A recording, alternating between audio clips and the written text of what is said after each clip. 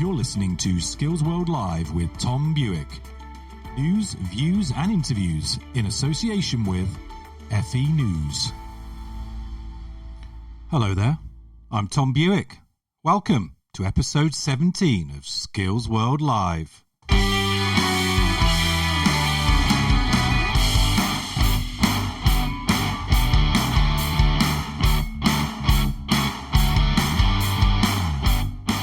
It's been a glorious sunny day here in the heart of Sussex, and for most of Western Europe by the looks of it.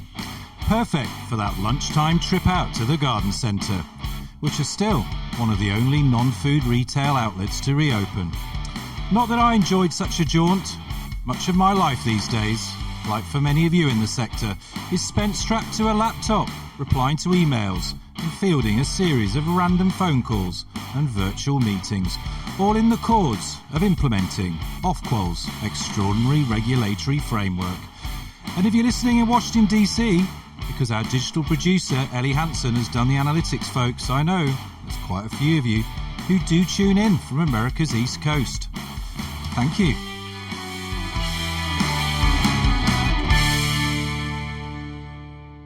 And I'm very sorry about the British weather you've been having over there today, folks. An overcast Tuesday in DC with a maximum of 65 Fahrenheit, or 18 degrees Celsius if, like me, you only understand the centigrade system, named after that well-known Swedish astronomer, Anders Celsius.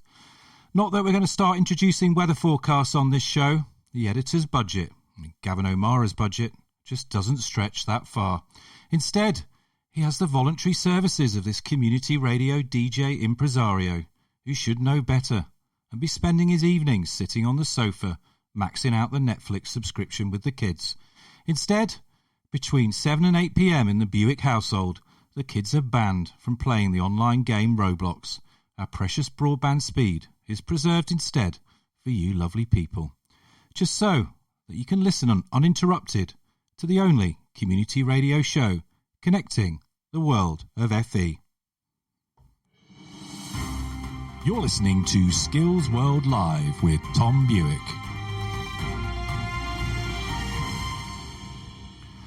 On tonight's show, we're back in the controversial world of England's skills policy. Are the Bolsheviks in Sanctuary Buildings, Great Smith Street, London, SW1, plotting an October revolution? At a time, according to the great leader himself and Education Secretary Gavin Williamson, when he will reveal, and I quote, a really revolutionary white paper, end quotes. It's got one of the sector's leading media moguls, Nick Linford, splashing a headline on the front page of his FE newspaper, stating that the country's colleges are about to be nationalised. Just when you thought, folks, the 1970s were over and the market had finally triumphed in the provision of vast swathes of our public services, it appears a conservative, free market-orientated government, no less, could now be having second thoughts. Who better, then, to answer this claim head-on than tonight's special guest? He's back on the programme by popular demand. Of course, I'm talking about the boss of the Association of Colleges, David Hughes, who I'll be interviewing shortly after the news. I'll also be testing out the nationalisation thesis on the boss of Collab Group, Ian Pretty, as well as talking to the former Labour Special Advisor and present-day Professor of Government, Andy Westwood. And if that's not enough to thoroughly stress-test the future of FE under the great leader, we've got a former AOC Chief Exec and Sector Leader, Professor Martin Doel, to talk about his post-market economy thesis and other policy ideas. And finally, making her first Skills World Live appearance, is the principal of Loughborough College, Joe Maher, one of the rising stars of England's FE College movement. But first, let's find out what's making the news headlines in your skills world this evening.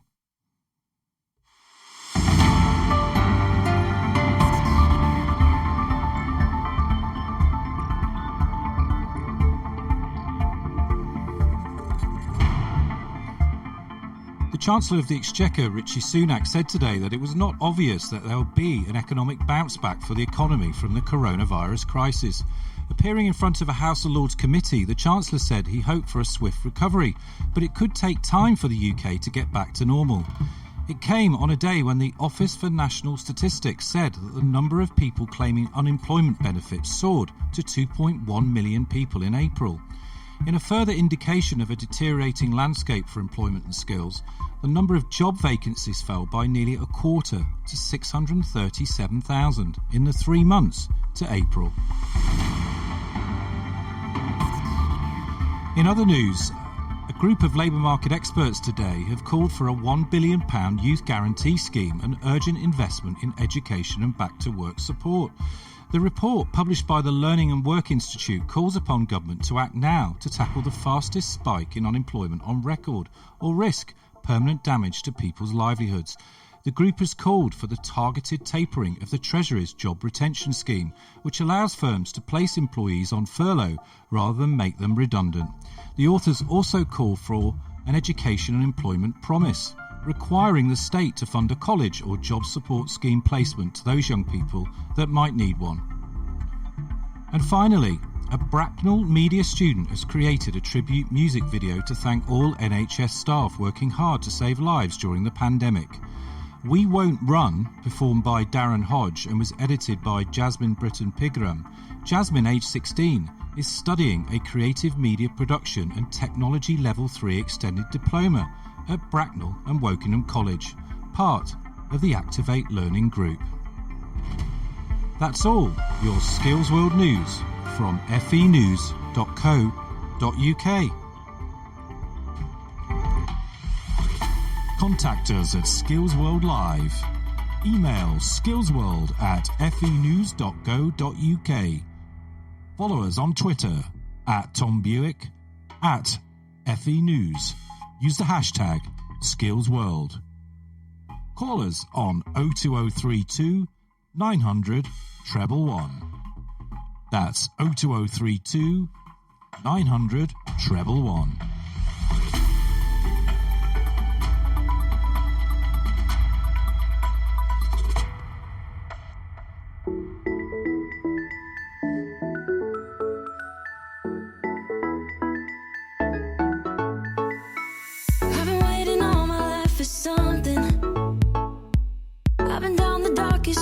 And up in the clouds, but I've always felt that something's missing. That was until I found you right there in the crowd. You came into my life and started a fire. You made me feel like I could touch the sky. Oh, there's nothing missing now that you're my desire. Now all I have to do is to make you mine. 'Cause I know, and you know what we could be. Like a song, like a perfect melody. Baby, don't say you don't believe in me. 'Cause you know, and I know, we're onto something good. You know, and I know, we got something good.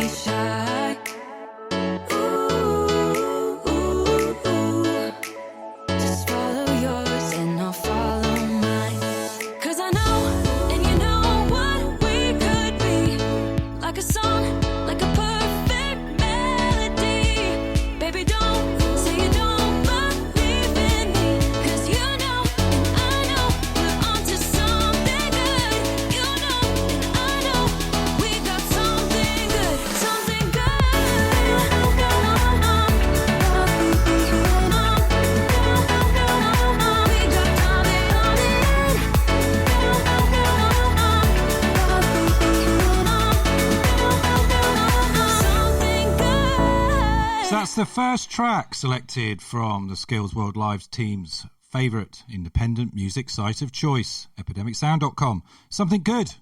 It's by Velveteen with Emmy. Now, tonight's big debate, we're exploring the question, will the FE Whitepaper, to be published by the Department for Education later in the year, result in the, in quotes, nationalisation of FE colleges?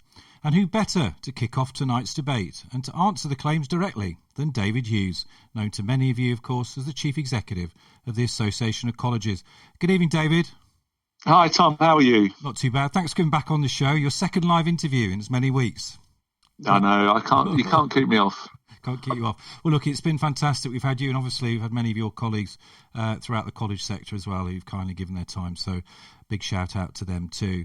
Now, look, like me, you saw that headline in FE Week, and you've engaged with it actively on social media, flatly rejecting the idea that the White Paper will propose anything like the nationalisation of FE colleges.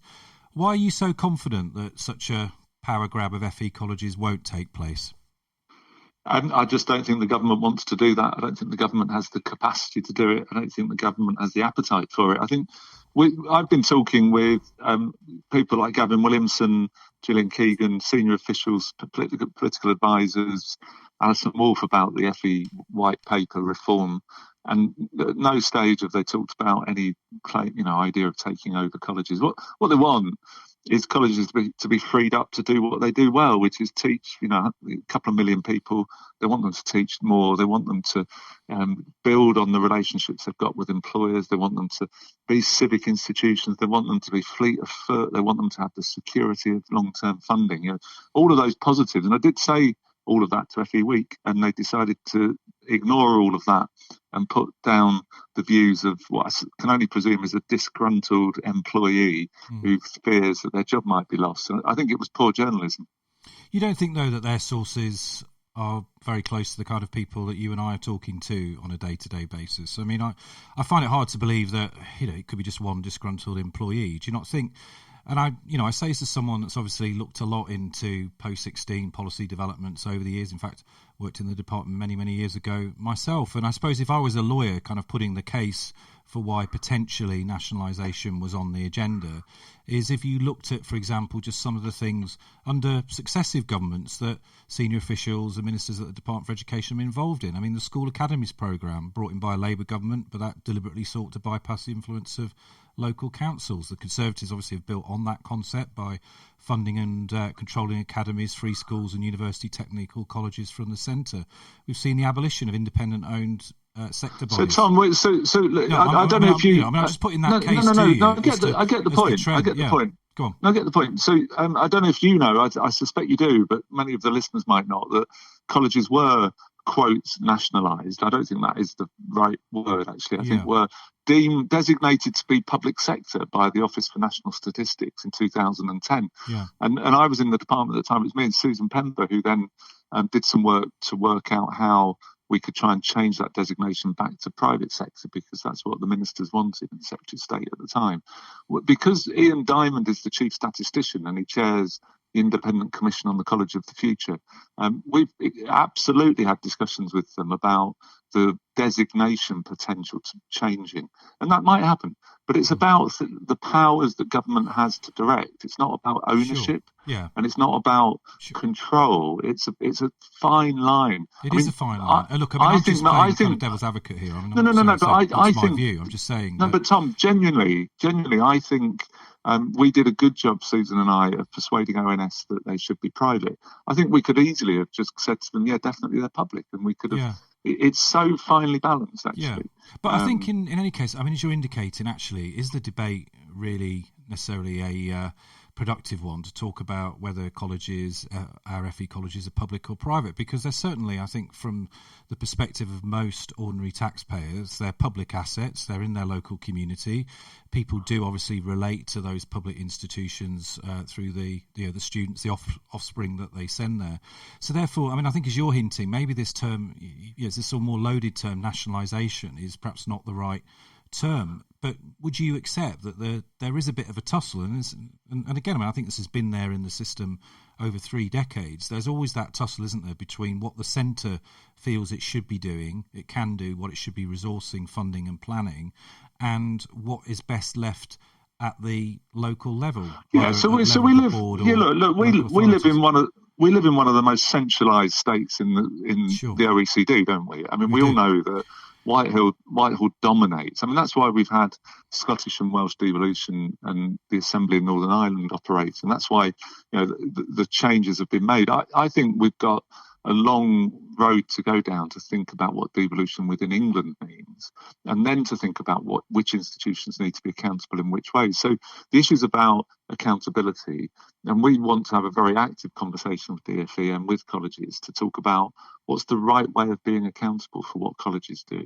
And the DfE are really keen to have that conversation. So the whole issue about nationalisation is just not on the agenda. The Auger review is driving this.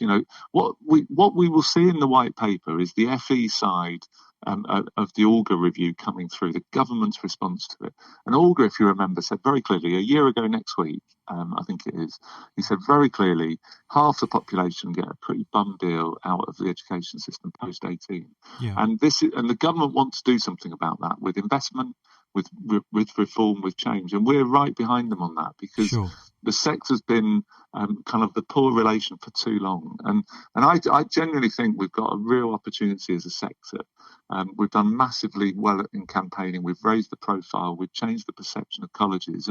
And for FE Week to sort of just do a silly article on nationalisation, I think it's just really unfortunate. Yeah. The real discussion is about what's the role of colleges in the future? How can we reposition them as much stronger powerhouses in local economies and local communities? Sure. And how can we increase the funding for them? Yeah.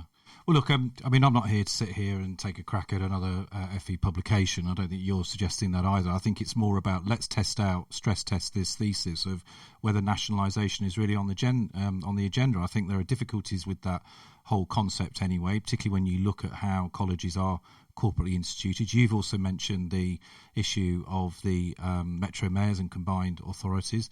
It's obvious, isn't it, David, that they're going to want an increasing leverage or some say in local skills priorities and curriculum choices for learners. So, I mean, there is a kind of new reality coming our way, whether we like it or not. But I think it's a bit part of the reform. What I'm really interested in is getting people talking about how they want to relate to government, how they want to be accountable, what good governance looks like, what does quality look like, what are the relationships we need to build with employers, how do we try to create pathways for young people into the green economy, into the NHS, into engineering and manufacturing. That's what this reform is about.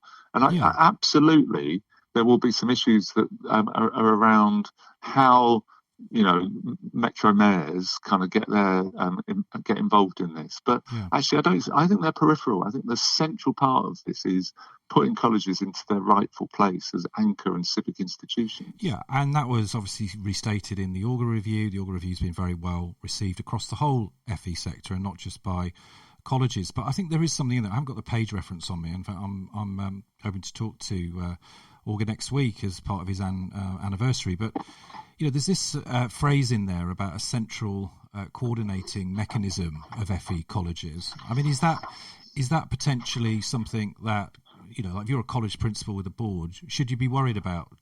No, not at all worried. I mean, look, no, because we call it a strategy. We think there needs to be a skills plan alongside the industrial strategy that sets out where the jobs are going to be, trying to help colleges build the specialisation in those sectors, trying to make sure employers know where to go to get advice and support, making sure that young people and adults know what sorts of skills are going to be helpful for them in the labour market. That's the coordination that we need. And I think it's a strategic approach. It's not easy because England is so diverse and you need some kind of sub-national approach to it as well. And that's where you get into some difficulties. But Whitehall cannot control, the colleges down in Plymouth and up in Newcastle. They just can't do it, and they won't even try. It's just not feasible. You know that. Yeah, they haven't got. And talking of sub-national, David, both you and I, all those years ago, worked in the sub-national learning and skills councils. With the 47 sub-regions. So to some extent, this has been tried already, hasn't it? Yeah, and some of the lessons we got from the Learning and Skills Council are we need to learn from, because some of it worked, and Hewitt Keep talks, and he's one of the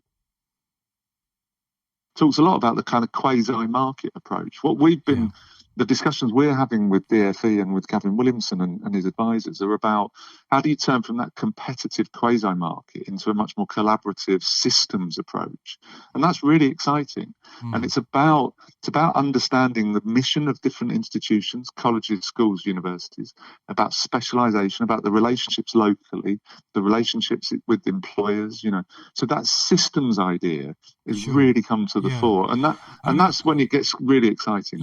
I'm talking to Martin Doel later in the show, obviously a predecessor of yours, and he's written and thought a lot about this idea of a post-market in FE. But am I taking it then from what you're saying, you're not anti the mixed economy or anti the market then in post-16 training and skills? I don't want to put words into your mouth, but just ask you that straightforward question. Look, there's a place for schools, colleges, universities and independent training providers. What we need to be is much clearer about what place each of those institutions inhabits, and much clearer about the mission of them, because there's overlap. There's competition that leads to kind of the worst outcomes for communities and for people and employers rather than the best.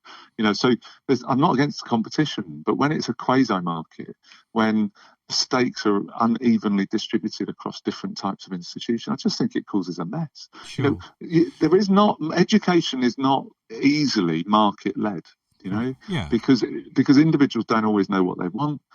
Sometimes they take a lot longer than others. Different people have different needs. The market will always inevitably cater best for the people who are easiest to deliver on. You're right on that. Education has always been a public good, but it can be a private good in terms of the investment return. No, absolutely, and also it's definitely a public good for society as a whole. And there are some very good ITPs, independent training providers out there, but there are also, we've known and we've seen over the years that there are too many who are willing to do the wrong thing as well. Yeah.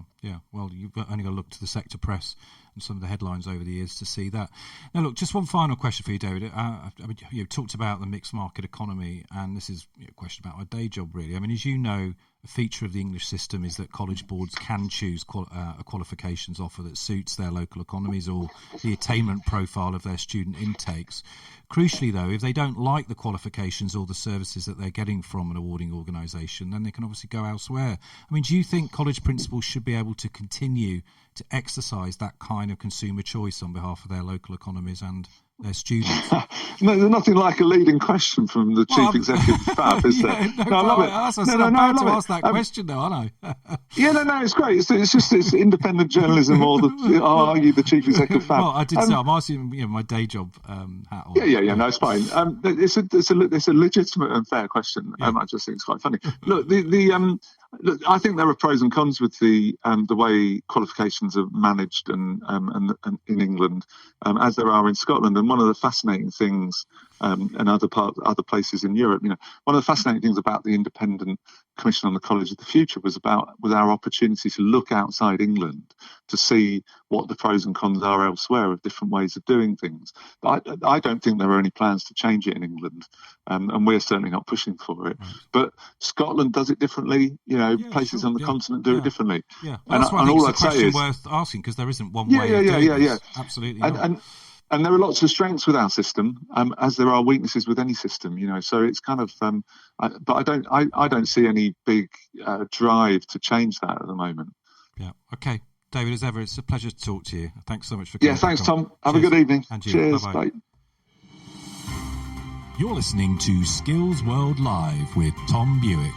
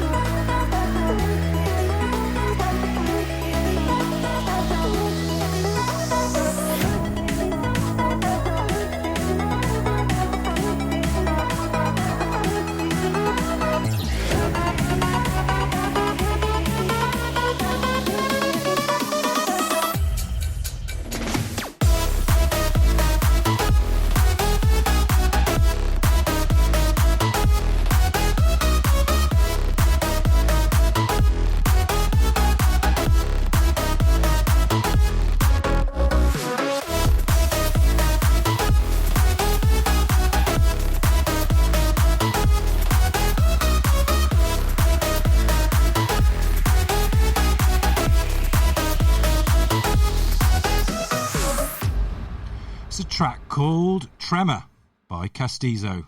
We had the artist playing another track on last night's show, seem to remember. Now, to continue tonight's big debate on whether or not there are plans afoot to nationalise our country's FE colleges, I'm joined by Ian Pretty, who's the Chief Executive Officer of the Collab Group, and Andy Westwood, who's Vice Dean for Social Responsibility at the Faculty of Humanities at the University of Manchester. Good evening to you, chaps. Evening. Hi. Evening. Thanks for joining Skills World Live. Ian, now there's no publicly available evidence that DfE plans to nationalise FE colleges in the White Paper later this year, and indeed I just thought obviously that interview with David Hughes is pretty emphatic. He thinks that's not part of the government's agenda, but if it was part of their agenda, would Collab and the 7 college groups that you represent accept such an outcome? The short answer to that is no. Right. I'm not. But first of all, I'm with David. I'm not convinced there's renationalisation is necessarily on the agenda. I think, and there's a number of reasons for that. I used to work in government, and I was in the Treasury Department, and there's a big issue here between control and the desire of DfE to maybe exert more control over the further education sector. Yeah. But also, if you renationalise, you bring the colleges immediately onto accounting into the national debt. Indeed. And I think also at the same time you'd be bringing risk back into the public sector, and they don't like taking risk. So I'm not convinced by it. So what I do see this is a continuation of the debate we've been having since 2015 with area-based reviews. Right. Just expand on that a bit more. In what way is it a continuation? Well, is it about mergers, if you look at absolutely. If you look at what was driving the area-based review, that was very much about the idea of having a smaller number of larger, more financially sustainable colleges.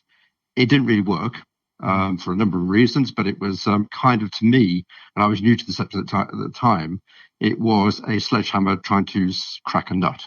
Simple as that. If I then followed through on that, we then went through the whole process of the insolvency regime, which we're now rumoured to hear is not so successful.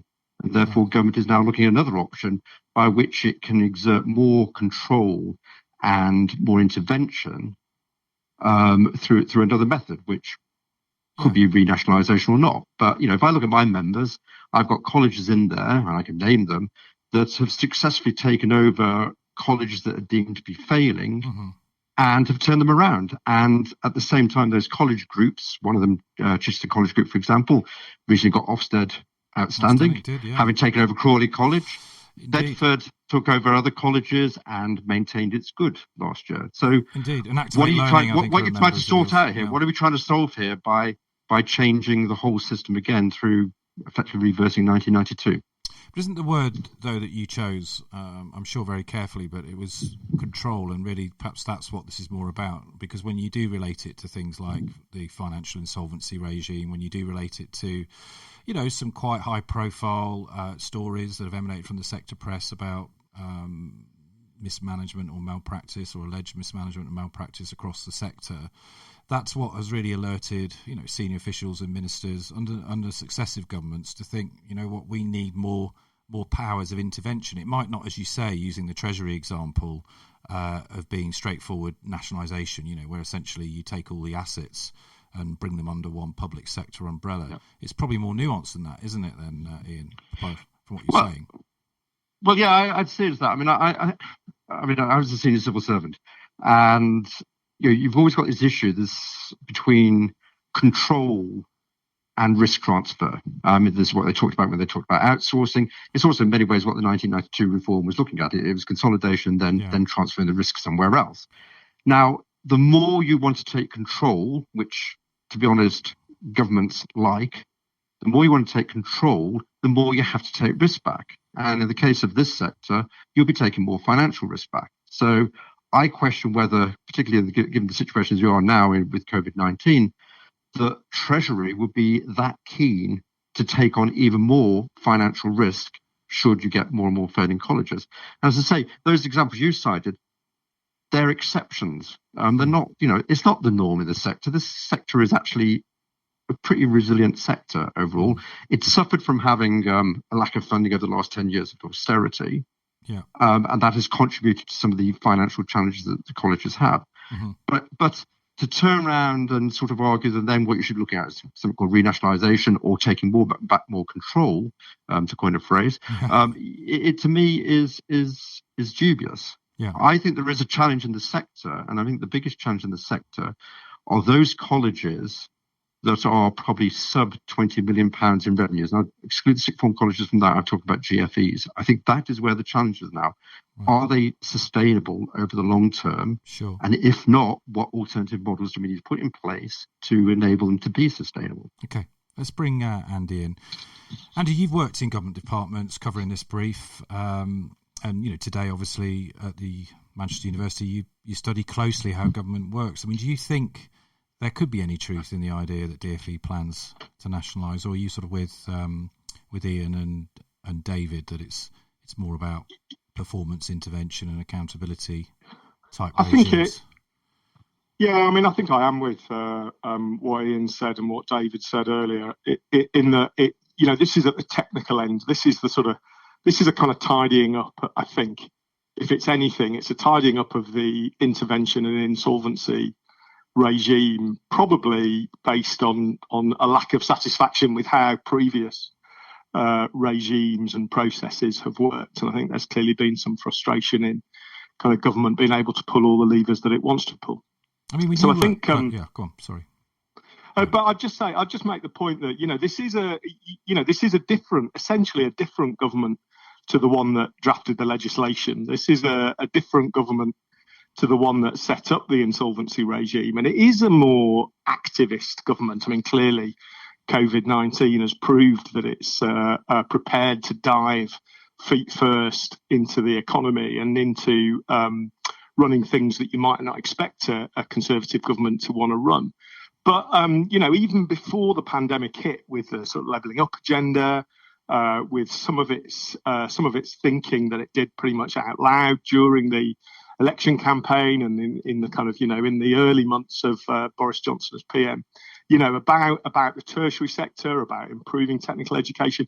So I think basically what we're seeing here is a tidying up of some of the kind of technical end of how the system works, while the government is really making up its mind what it wants to achieve, not just with the FE sector, but with HE and essentially with the whole of kind of, the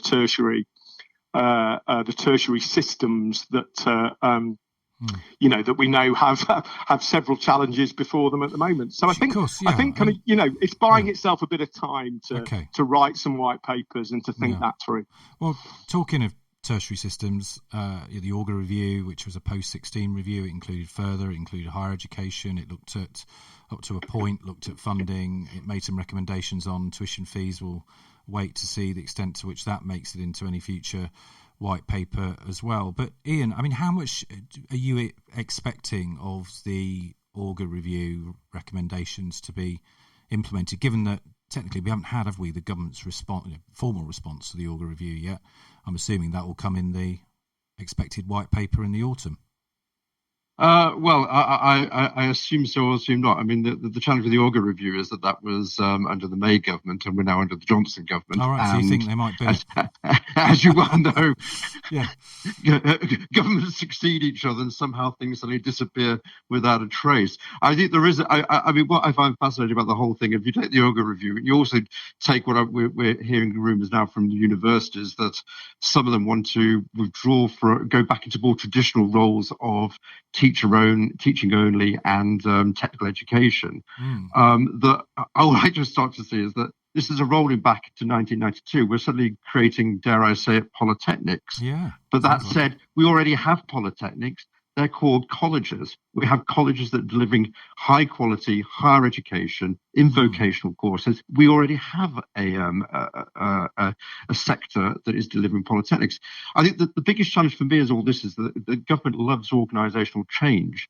And it likes to move things around and say, well, we've done that and now we've got massive change. And that's not necessarily the case. I mean, one of the things I'm most concerned about, is, I think, and my members are concerned about, are things like the current Commission on the College of the Future, right?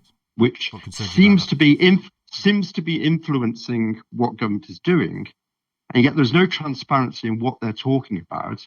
And I know that my members, principals in my colleges, have hardly been consulted about what is in there.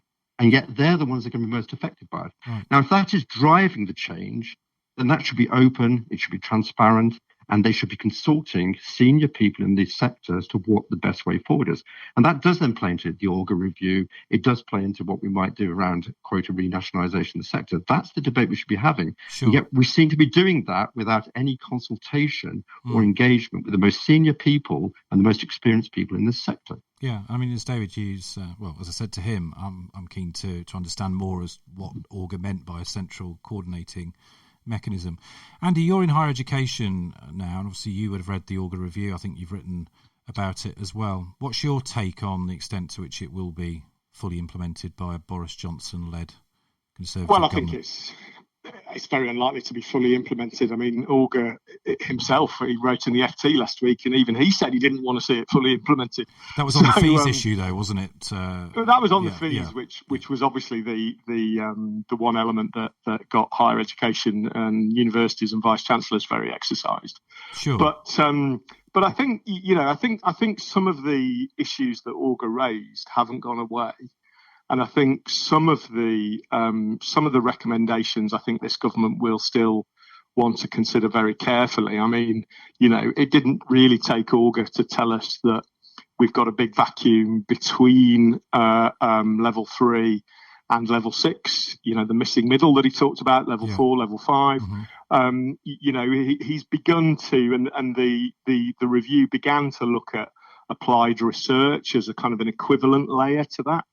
Yeah. And so I think there are clearly agendas that Auger raised that this government, although it is a different one, will want to think about very deeply. And I think it's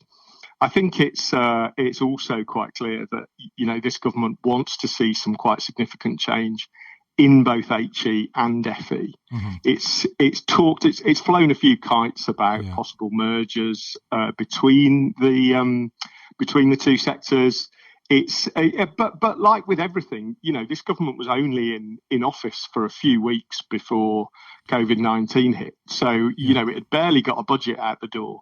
So, there haven't been the kind of number of green papers or white papers that you might expect at this stage, a few months after an election. Well, it's been busy dealing with the crisis and spending £300 billion to try and bail out the private sector, which has obviously been an important thing to keep people off the dole queues, although the figures today don't look particularly positive, do they? No, that's right. That's right. But I think at some point, and they'll already be conscious of this politically, that they're going to have to start doing some serious work about the world that they want to come after COVID. Right. And I think kind of both FE and HE will form a big part of that agenda, just as it did, before the pandemic hit. So, again, going back to levelling up, about going back to a kind of post-Brexit kind of global future. Sure. So I think, but the main point is that real detailed policy thinking hasn't been done. Okay. Well, final thoughts. Can I just add on to that, Andy? Yeah. Can I just add on to that, Andy? Yeah, I think that's interesting thing. We talk about currently the essential workers being care workers and NHS workers, and that's right. But in terms of the economic recovery, given we have a chancellor today who has said we're going to enter one of the deepest recessions ever, or the deepest recession ever, which is tantamount to saying we're going to a depression, the essential workers are actually going to be the ones that are going to be able to retool the economy. That is the FE sector. That is the HE sector. Andy, final word to you then. It doesn't have to be an either or, does it, between FE and HE? How do we get both sectors working together?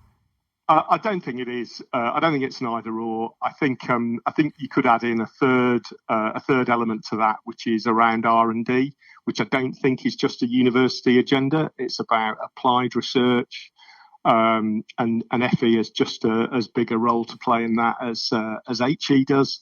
But I think the kind of the biggest kind of challenge remains that kind of middle layer, if you like, that compared to other countries, that kind of upper technical layer, level 4, level 5, the applied research that goes with it. This is something that institutes of technology could potentially fill, but they're a very, very long way from that place. Equally, FE and HE could work together to fill it. And I think, that I think is where the most interesting stuff will actually take place. Andy Westwood, Vice Dean Social Responsibility at University of Manchester, and Ian Pretty, Chief Executive of the Collab Group. Thanks very much indeed for joining us this evening. Cheers. You're listening to Skills World Live with Tom Bewick.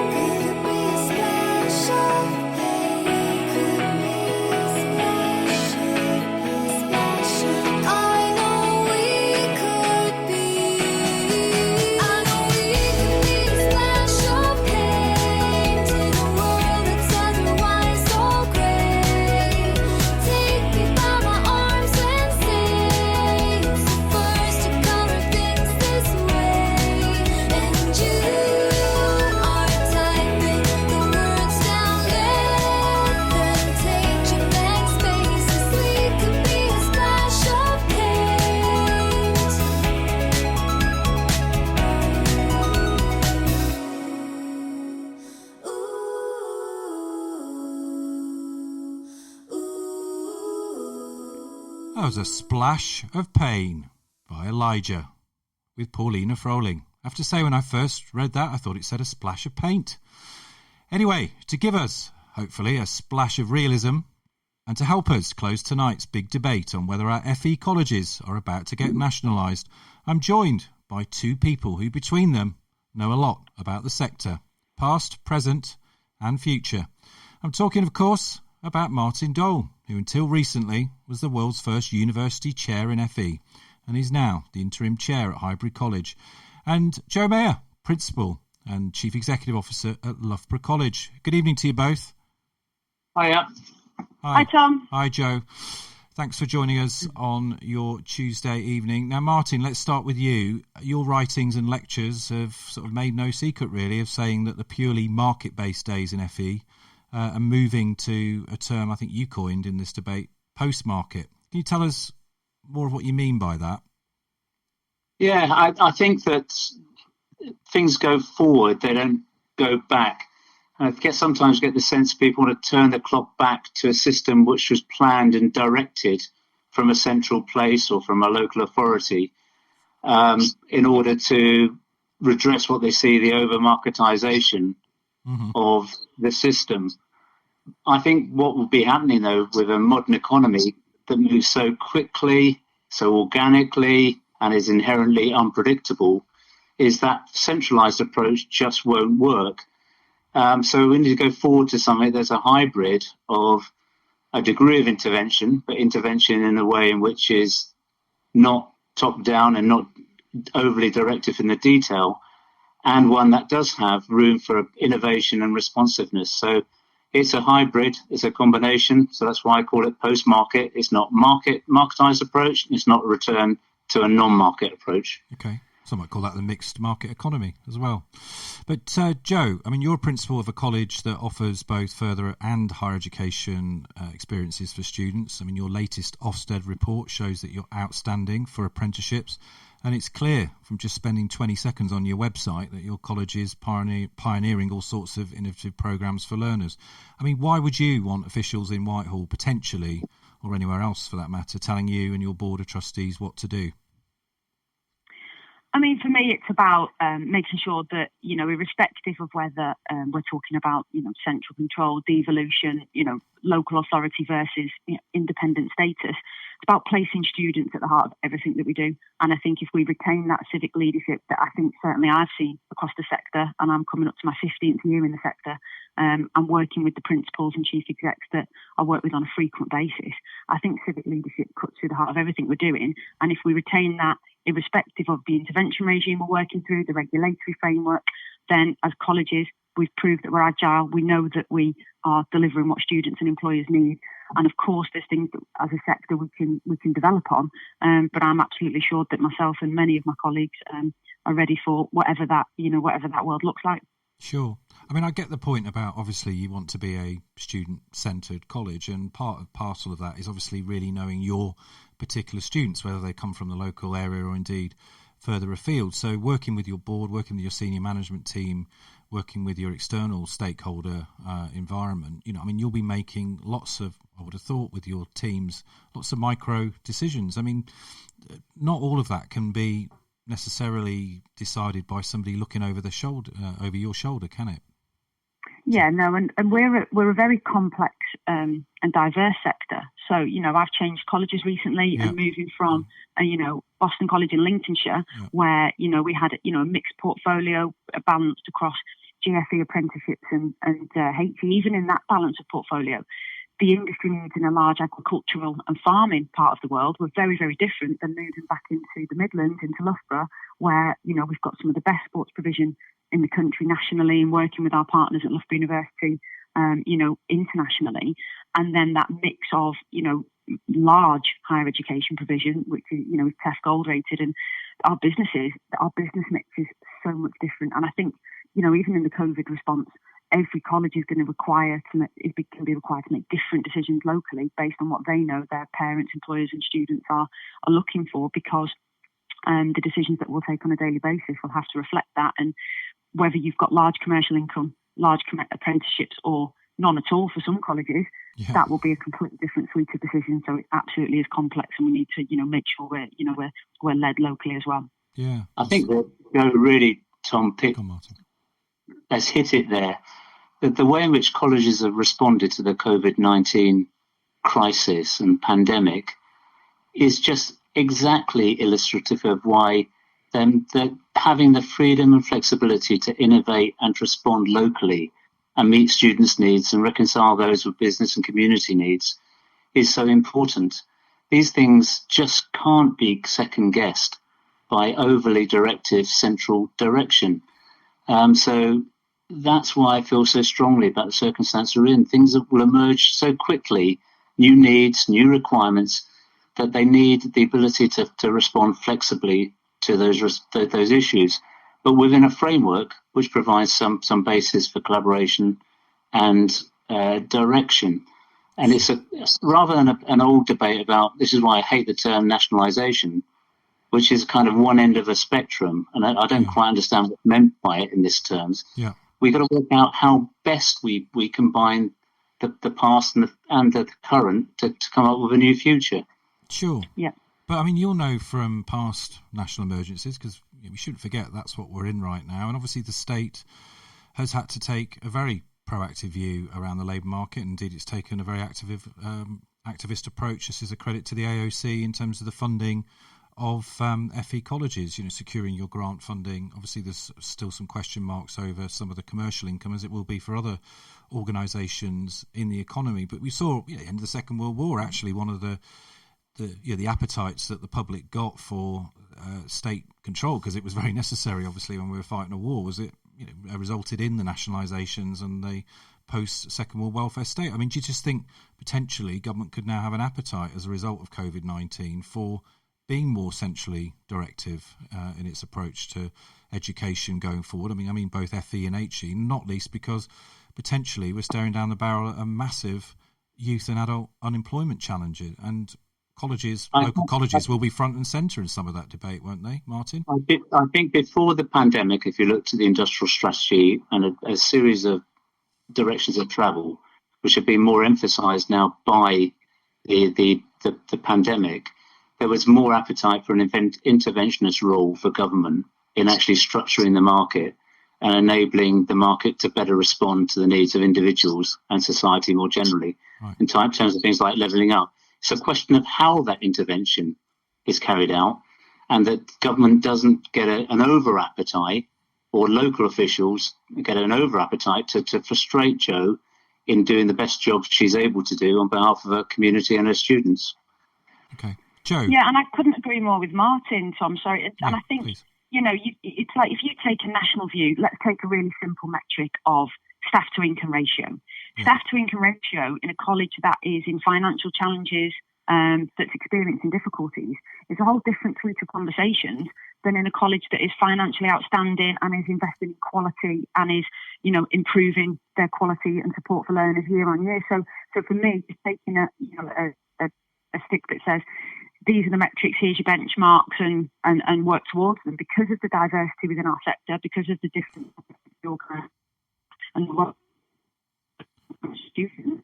We know our industries, and of course there's a balance in terms of making sure we are fiscally responsible and doing things with integrity. Of course that's appropriate, but I do think that even on just a really simple metric such as that, it's just really evident why we've got to look at the sector very differently. And devolution is something that, the adult education. Jo, alas, your line is not so good coming out of Loughborough this evening. That you can see. Sure. Jo, alas, your line was not so good last 20 seconds coming out of Loughborough. But last word to you, Martin, then. Post-market Auger review. I mean, what are you expecting to see happen in the FE Whitepaper? Sorry to give you 30 seconds. But what I'm expecting to see, I think, first of all, I want colleges to be seen as a bedrock of the skills system, that which you build a recovery upon. But I'd like that recovery to be built upon a series of principles and directions of travel, with colleges and their leaders being trusted agents in carrying that through, because that's the way in which you'll get the flexibility and responsiveness that we need. But I think David Hughes, my successor, is right. Also, we've got to look to accountability and how we make ourselves accountable. For me, that is about improved governance of colleges. Yeah. And if you really want to, there's a couple of headline things here. I think all chairs of boards of colleges should be appointed via a public appointments process. Mm-hmm. I think they also should be paid increasingly in the future. Not a huge amount of money, but to make them more accountable. And boards ought to be accountable through something like the outcome agreements that are available in Scotland to ensure the degree that they agree with partners what their priorities might be, but they have the ability to determine how they best meet those priorities. Yeah. Well, there's a thought to hang on to. Boards being accountable to their local communities. Alas, we haven't got time to delve deeper into that particular idea, but Martin Doel, Interim Chair at Highbury College, and Jo Maher, Principal and CEO at Loughborough College. Thanks for closing the show tonight. Thanks, Tom. Cheers. Go carefully. You're listening to Skills World Live with Tom Bewick.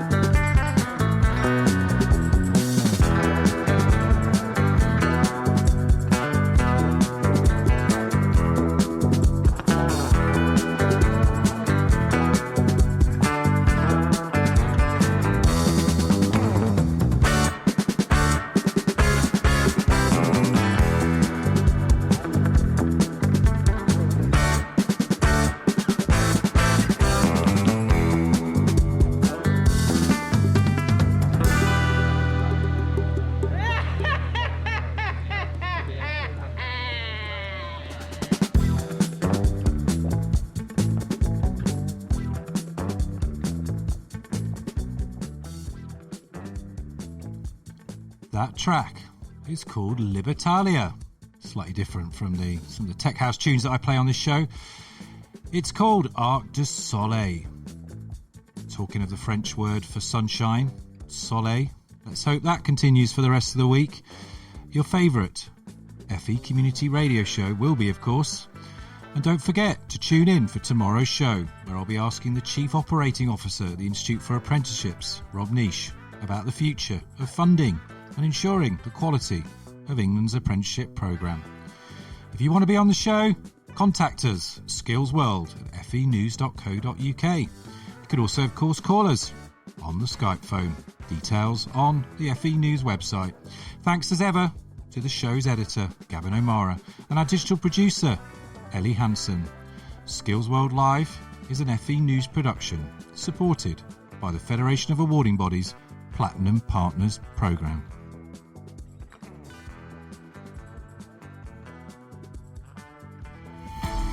Subscribe to Skills World Live at fenews.co.uk/skillsworld.